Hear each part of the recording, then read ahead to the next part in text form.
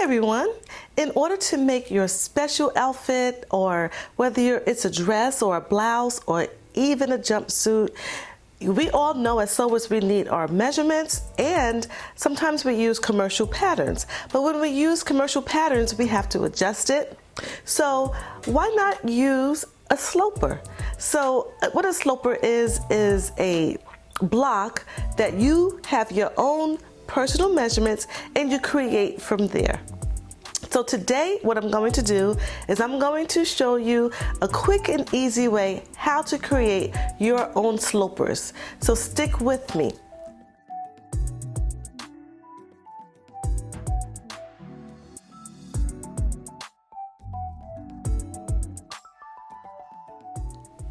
Hi everyone, welcome back to my channel where I help all of you sewers who love occasion wear and want to learn professional tips and techniques to improve your skills.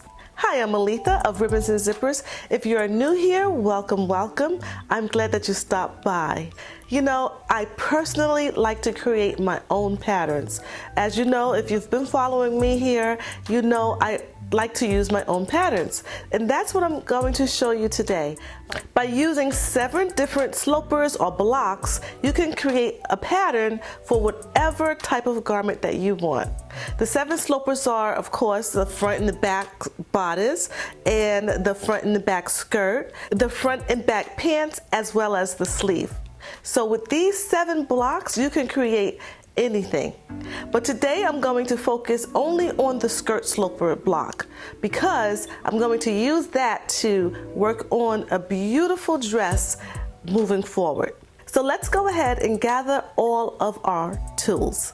But before you go and get your tools, don't forget to like and subscribe and hit the bell so you won't miss any upcoming videos. So the first thing you're going to need is oak tag paper or manila pattern making paper like this one. You're going to need rulers. These are see-through rulers. I find these to be the best rulers to use. They're both the same types of rulers, 18 inches, but made by different companies. I also use a ruler that's also see-through by Dritz. It has centimeters on one end and it has inches on the other end. I really love this ruler. It's a really nice ruler. I also like to use my dressmaker's ruler. This is a dressmaker's ruler. It's a pattern making ruler. So if you're making patterns, it's the best ruler that I use. It has markings that allow you to square off. It's a great ruler to use. I also use my hip rulers. I have 3 different kinds. This one in particular is a hip ruler. I love this one. It's a hip curve. I love it because it's a subtle curve, so it's not as curved at the top as the others. Like this one in particular, it's made out of metal, but it has this nice deep curve for hip. Also too, my Dritz hip curve ruler. It's a hip curve ruler, but it also has the armhole curve as well. So these are armhole rulers. One is by Dritz, one is by Fairgate. They're both the same. You can use it for armholes or neck holes or anything curved. And of course, a yardstick always comes in handy. You never know when you need to measure down a long length. I like to use an L square whenever I get a chance. This one is my favorite because it helps me to square off my patterns. And of course, you're going to need a pencil and a marker. This one is a black marker, but it's good also to have different color markers, and you're going to need to have pattern weights. And of course, a pair of paper scissors because we're going to be cutting the pattern. You're only going to need 4 measurements. You're going to need your hip measurement. You're going to also need your waist to hem measurement. That could be any length. It depends on you. Your third measurement is going to be your waist to your hip measurement. Everyone's waist to hip is different. And lastly, you are going to need your waist measurement. Okay, so our first measurement is our hip measurement, which is from point 1 to point 2, and that is half the hip measurement plus 5/8 of an inch. So square a straight line from 1 to 2. I'm going to number this point number 1, and I'm going to number this point number 2. So sometimes I like to write down my measurements as notes on my paper so that I just have it as a reference.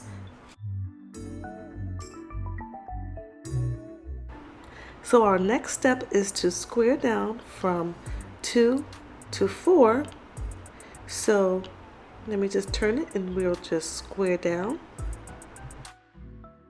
So my next measurement is going to be point 1 to point 3. So I'm going to measure from point 1 down to point 3, and that is going to be my waist to hem measurement.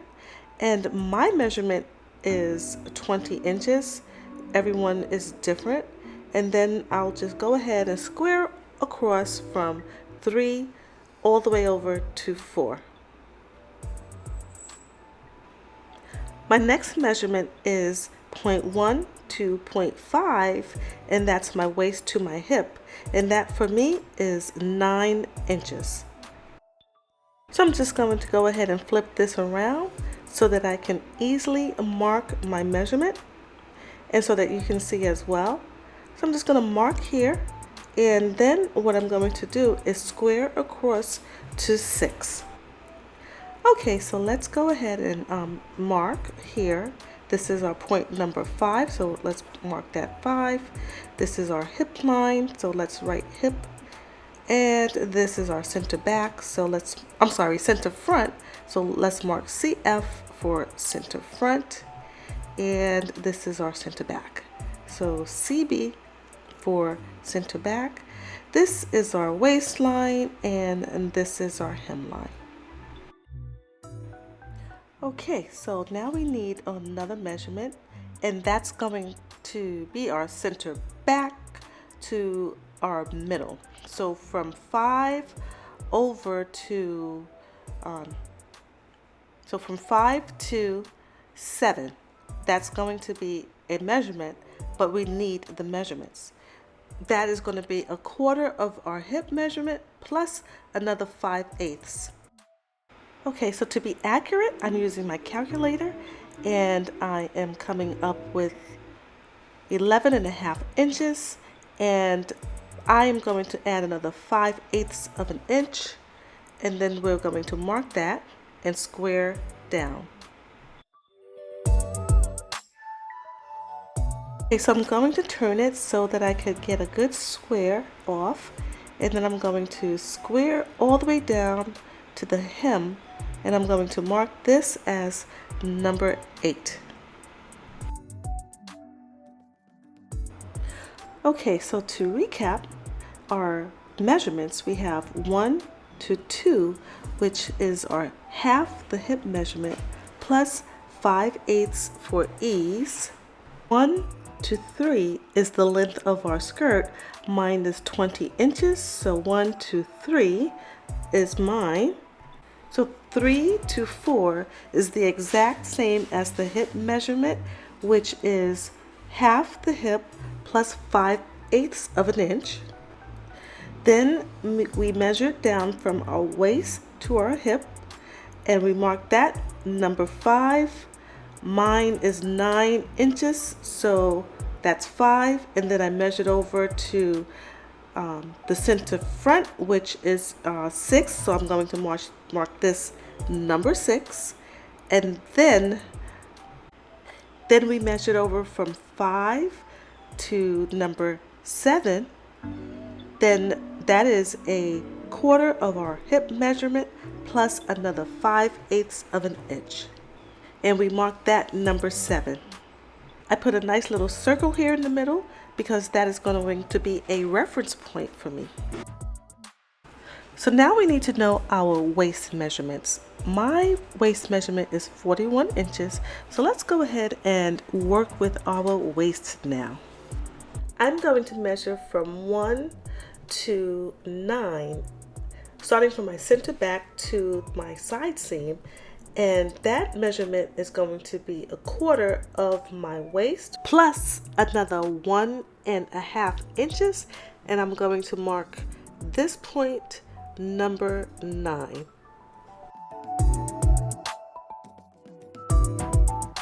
My next measurement is a 1/2 inch going up, and I'm going to mark that as number 10.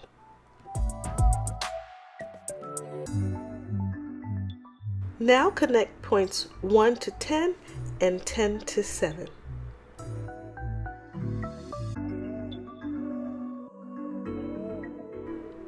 Okay, so the next thing we're going to do is divide this line 1 to 10 by 3 equal parts, and we said that that line was 11 and 3/4 of an inch. So we're going to divide that. So 11 3/4 of an inch divided by 3, and we get 3.9 inches roughly. So what we're going to do is just try our best to get 3 equal parts. So 3.9, 3.9, and 3.9. So do the best that you can to make these sections as equal as you can.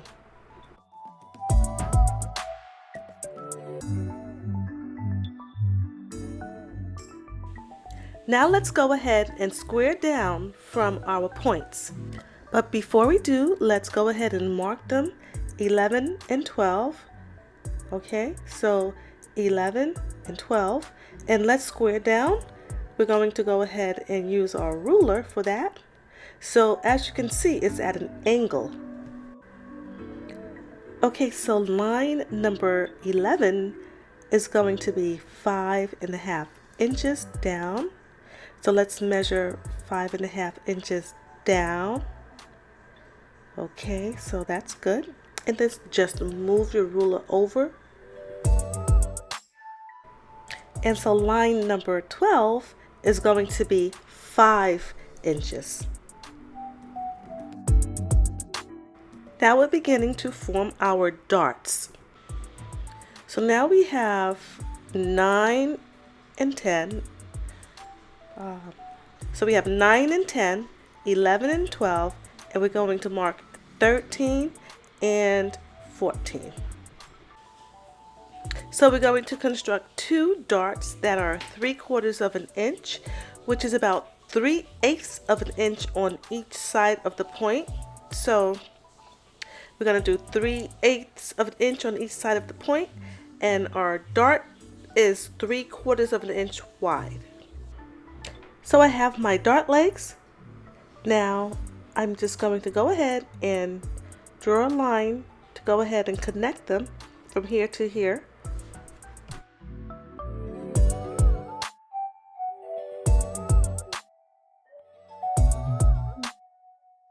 So now what I want to do is I want to draw in a curve to connect my waistline at the darts. Just a slight curve. I want to go from 1 to 11, just the dart leg only, just the dart leg, and from 11 to 12, again just the dart leg, and then from 12 all the way over to 10.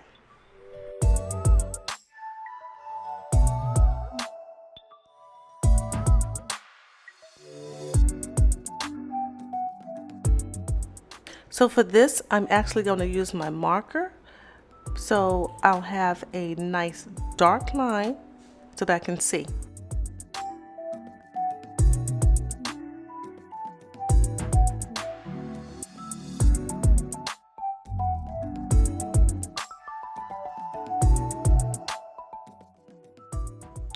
Now I'm going to curve out my hip. So for me, my curve is going to be very slight because my hip is wide, 11 3/4 of an inch. For you, your hip may be smaller. So when you make your hip curve, make sure that you do not go out any further than 1/4 of an inch. So I'm going to measure out 1/4 of an inch, and for me, it's going to be very tight. Yeah, very tight, but I'm gonna do it. So I'm going to use this particular hip ruler because it is perfect for a slight curve. And as you can see, I need to come down to my point here, and it is very tight, but okay. So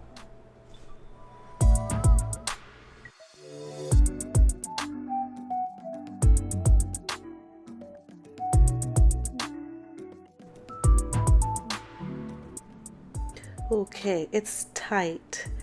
It comes very close to my front skirt. I'm going to need to do the same thing for the front. So it's okay, I can do it. And once I do this, okay, so let me just go ahead and darken it in so that it's visible, and move on over to my front skirt.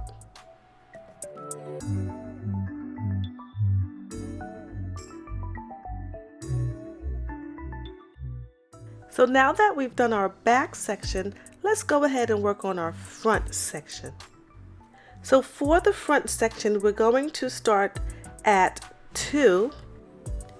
Okay, now we're going to go ahead and square over from 2 to 15, which is going to be another point. So from 2 to 15, that is going to be 1/4 of our waist plus another 1 inch.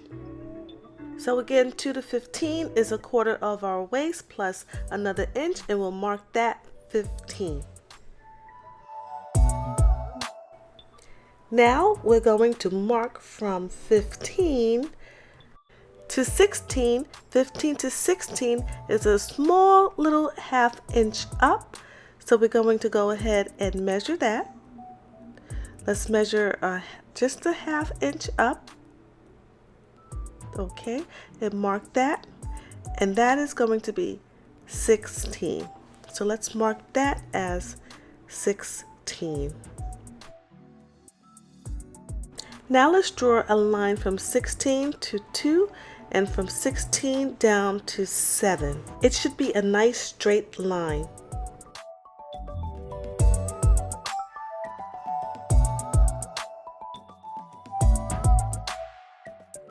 We're going to come in from 16 and we're going to find a point for 17, and that is going to be 1/3 of the length of 2 to 16.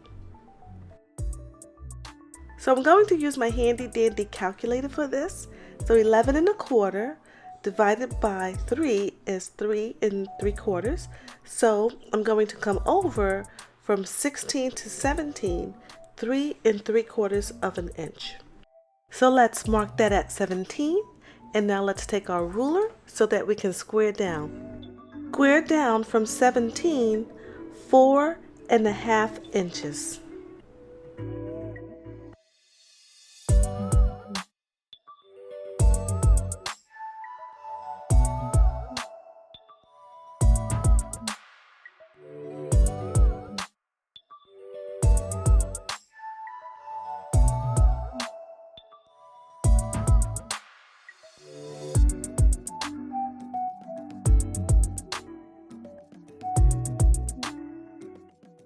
Now let's mark this point 18. And there we have it. We are done. You can darken your lines, separate your pieces, and write notes on your blocks. I like to put the date that I created the block. Okay, so as you can see, this was very easy to do. In just a few steps, you have a skirt sloper or skirt block, which you can use to create any type of skirt that you want. Now in the meantime, I have created a slide, and this slide you can find in my blog as a printout. So for each step, from 1 to 2, from 2 to 4, everything you need in each step will be on pages. I'm going to go ahead and put a link below so that you can easily access this guide. This is a page by page printout of the skirt block, so feel free to print it out and use it along with the video. Okay everyone, that's it for today. I hope that you enjoyed that instructional video on the skirt block, and like I said, we will be using that to create a beautiful slip dress in an upcoming video. So thank you so much for stopping by, and don't forget to like and subscribe and hit the bell for future upcoming videos so that you will not miss a thing.